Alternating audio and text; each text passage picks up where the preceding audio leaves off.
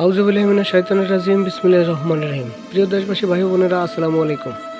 প্রতিদিনের মতো আমি আজকে একটা মন্ত্র নিয়ে আসলাম। প্রতিদিন দেয় বশীকরণ মন্ত্র অনেকই দিলাম। তাই আজকে অনেকে ফোন দিয়ে বলে, ভাই ক্ষতি করা, শত্রুর উপরে ক্ষতি করার বান মারার একটা মন্ত্র দেন।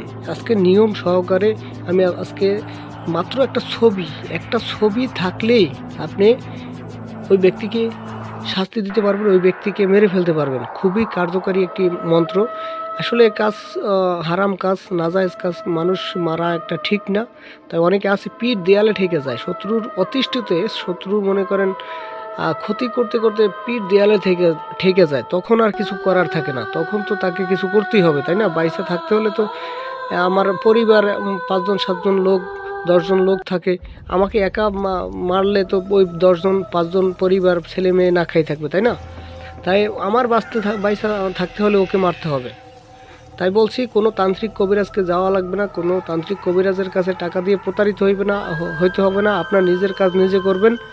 হ্যাঁ, বর্তমান সময়ে কবিরাজ নাই বলতেই চলে। বর্তমান সময়ে অনলাইনে মনে করেন 100-র ভিতরে 90-95 জনই প্রতারক। হয়তো ভালো 5জন থাকতে পারে, কিন্তু ওই ভালো 5জনের ভিতর একটা সাধারণ মানুষ একজনকে পাওয়া বড় মুশকিল হয়ে যায়। তাই বলছি, আপনার নিজের কাজ নিজে করবেন। কোনো তান্ত্রিক কবিরাজকে টাকা পয়সা দিয়ে নষ্ট করতে হবে না।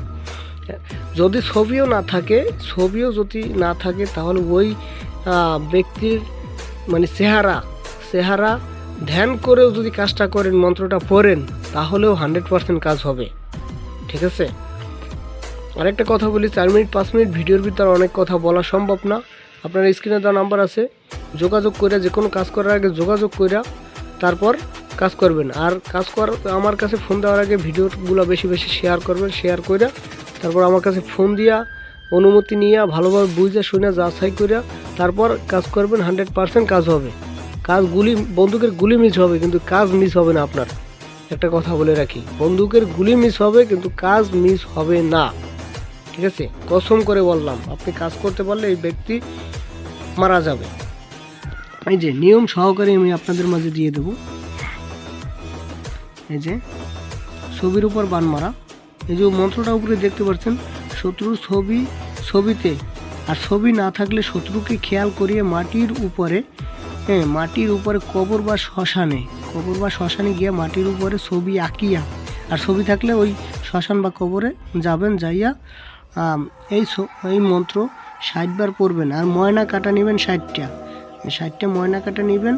আর ওই শত্রুর এক একটা স্থানে একবার করে পড়বেন। এক একটা স্থানে ওই ময়না কাটার উপরে ফু দিয়ে তারপর আপনারা ওই শত্রুর এক একটা অঙ্গে ছবিতে গাড়বেন। ঠিক আছে? ফু দেবেন, গাড়বেন। শত্রুর ছবি ধরিয়া এক একটা অঙ্গে এক একটা গাড়তে থাকবেন। এই কাজ অমাবস্যা রাতে করবেন। ঠিক আছে? অমাবস্যা রাতে কাজটা করবেন।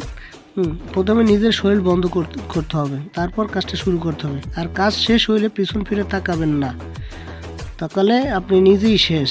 ঠিক আছে? কিন্তু কাজের আগে অবশ্যই গুরু বা ওস্তাদের অনুমতি নিয়ে কাজ করবেন, না হলে বিপদে পড়বেন। তাই কাজ করার আগে আপনারা আমার কাছে যোগাযোগ করে কাজ করবেন, নয়তো বিপদে পড়তে পারেন। আমি কিন্তু দায়ী থাকবো না। ঠিক আছে? কোনো সমস্যার জন্য স্ক্রিনে দেওয়া নাম্বার আছে, যোগাযোগ করবেন ইনশাল্লাহ। ভালো থাকবেন, সুস্থ থাকবেন। আসসালামু আলাইকুম।